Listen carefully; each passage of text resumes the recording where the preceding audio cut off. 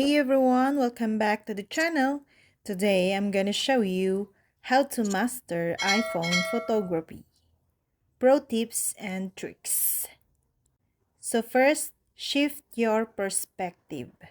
When we start taking photos, it's only natural that we take them from about the same position we see the word from.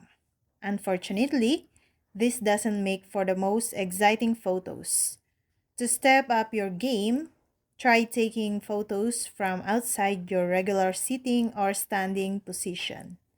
You can do this by shooting your subject from high or low angles. Low angle shots are a great way to put an interesting spin on iPhone product photography. They work well whenever you have a single subject that's too big to fit in the frame when you get up close. Second, look for detail in close-up shots. Third, turn on grid to follow the rule of thirds.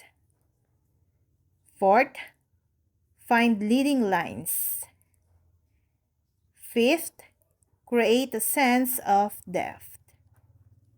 6. Play around with symmetry. 7. Keep it simple. 8. Pick the right orientation for your subject. 9th, use portrait mode for portraits. 10. Stage your shot. There's more to great iPhone photography than composition. It also helps to have a little knowledge about some of the technical elements that turn a click of the shutter into an image. Use the camera timer for steady shots.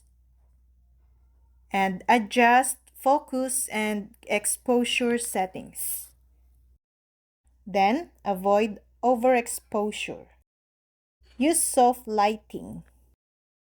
And know the recommended image sizes for different social media platforms. And use iPhone photography apps for professional quality touch-ups. And last, use iPhone photography accessories. A portable light source can give you more control over your photograph's lighting conditions. It also avoids the harsh lighting of the flash. And that's all. I hope this video helped you guys. For more videos, subscribe to our YouTube channel.